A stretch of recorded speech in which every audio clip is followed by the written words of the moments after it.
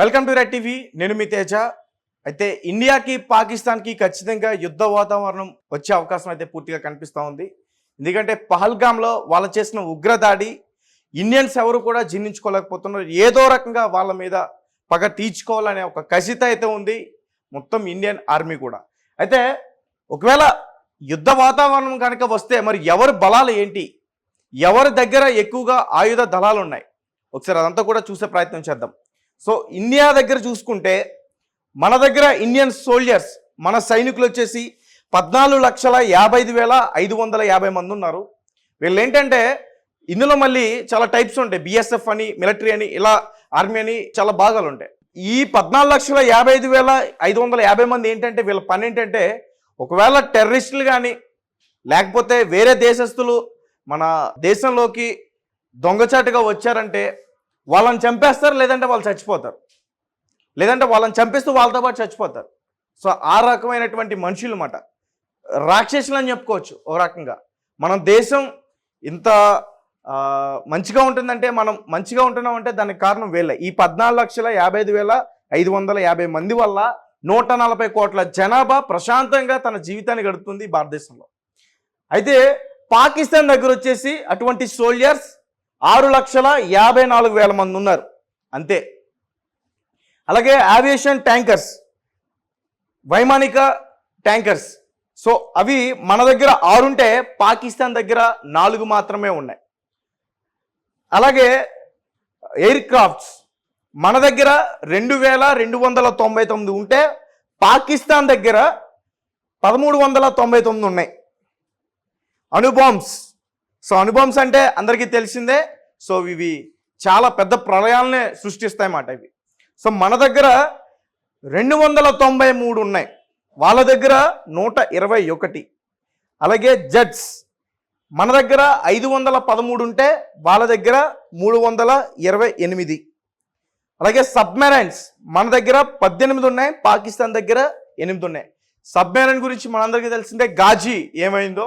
So వాళ్ళని ఎలా attack చేసామో, తెలివితేటలుగా వాళ్ళని ఎలా తిప్పికొట్టామో, వాళ్ళని ఎలా చంపామో ఒక సినిమా కూడా ఉంది, రానా గారు తీశారు ఆ సినిమా. సో మొత్తం కూడా మనకి పూర్తిగా కనిపిస్తుంది. అయితే ఇంత బలం పెట్టుకుని మనం వాళ్ళతో పోల్చుకుంటే దాదాపు 70% మన దగ్గర చాలా బలం ఉంది. అయినా కానీ మరి ఆ ఉగ్రవాదులు మన భారతదేశంలోకి ఎలా వస్తున్నారు, ప్రతి ఒక్కరికి ఇప్పుడు ఇదే డౌట్.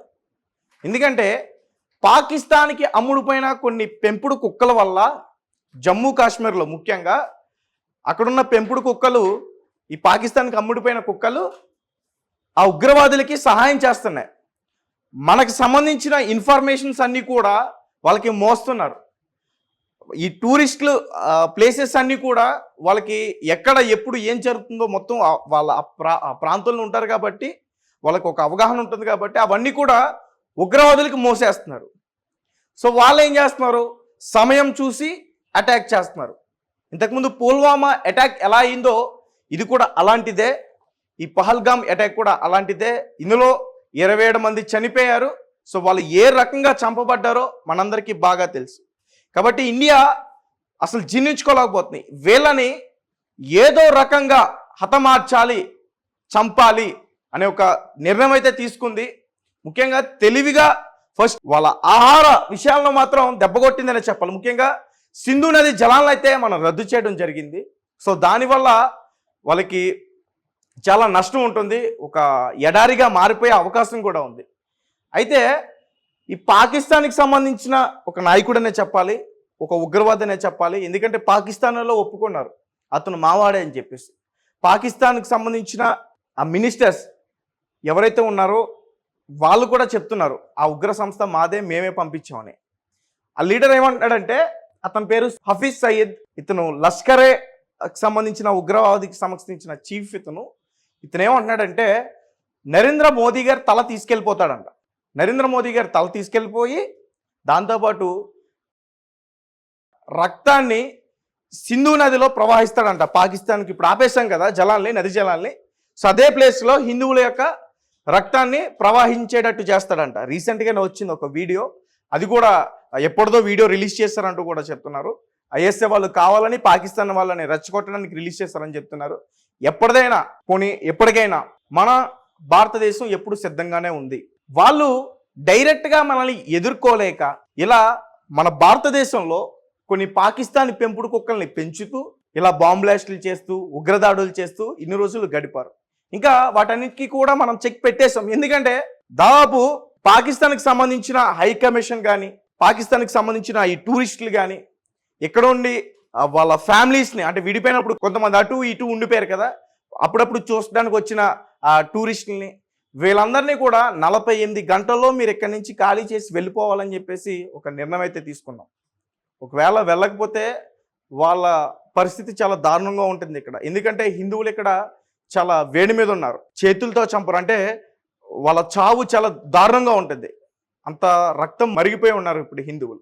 సో వాళ్ళు గనక కనిపిస్తే మాత్రం చాలా డేంజర్ అని చెప్పుకోవాలి.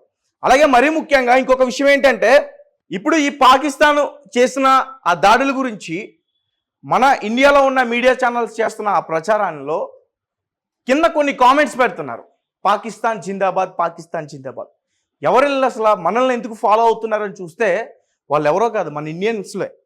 పాకిస్తాన్కి అమ్ముడిపోయిన పెంపుడు కుక్కలు పాకిస్తాన్ జిందాబాద్ అని చెప్పేసి వాళ్ళు కింద కామెంట్స్ అయితే పెడుతున్నారు. అయితే మొత్తానికి ఒక విషయం అయితే క్లారిటీగా అర్థమైంది, చాలామంది ఇక్కడే ఉంటూ పాకిస్తాన్కి సపోర్ట్ చేస్తున్నారండి. సో ఇక్కడ హైదరాబాద్లో కూడా ఉన్నారు, హైదరాబాద్లో కూడా ఉగ్రవాదులకి వాళ్ళ స్థావరాలను కల్పించారు, వాళ్ళే చూసుకున్నారు. ఈ పెంపుడు కుక్కడంటూ కూడా ఒక వార్త బయటకు వచ్చింది, హై అలర్ట్ని కూడా ప్రకటించారు. అంత దారుణమైన స్థితిలో ఉంది ఇప్పుడు భారతదేశం. ఎందుకంటే మనం నమ్ముతున్నాం కానీ వాళ్ళు మనల్ని నమ్మట్లా, మనల్ని చంపేద్దాం అనుకుంటున్నారు. సో వీళ్ళందరికీ ఇప్పుడు చెక్ పెట్టాలి, మరి ఎలాంటి నిర్ణయాలు తీసుకోవాలి.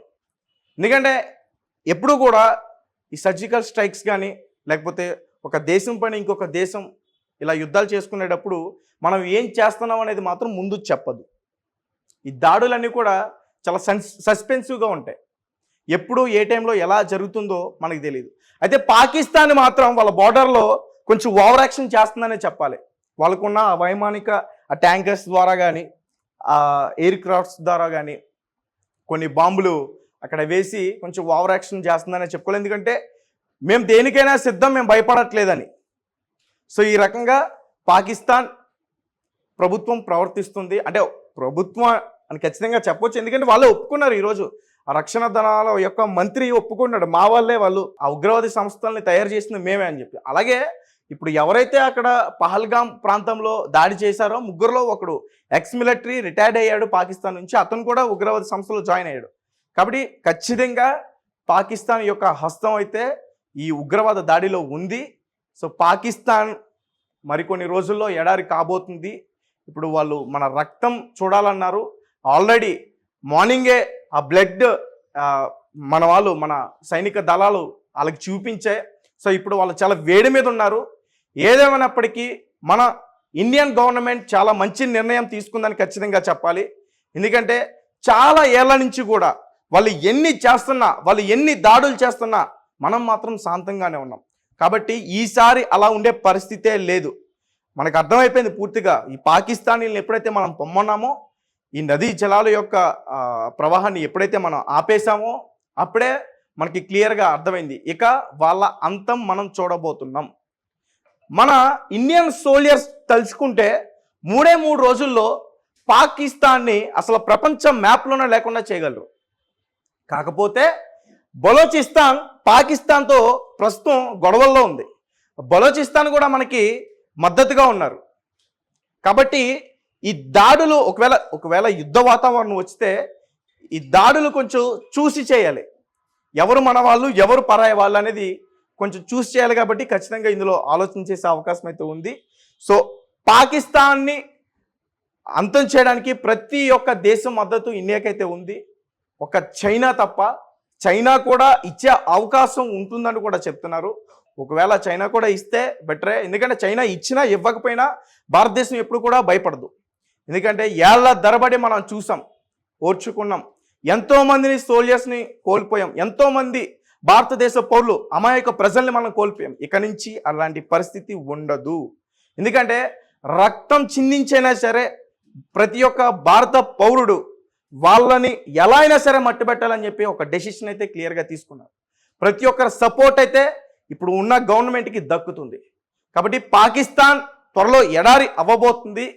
ఇక పాకిస్తాన్ పెంపుడు కుక్కలు ఎవరైనా ఇక్కడ ఉంటే, మా భారతదేశంలో ఉంటే మీరు జాగ్రత్తగా ఉండండి. ఒకవేళ మా ఇండియన్స్కి కనుక మీరు కనిపిస్తే మిమ్మల్ని ఖచ్చితంగా వాళ్ళు చంపేస్తారు.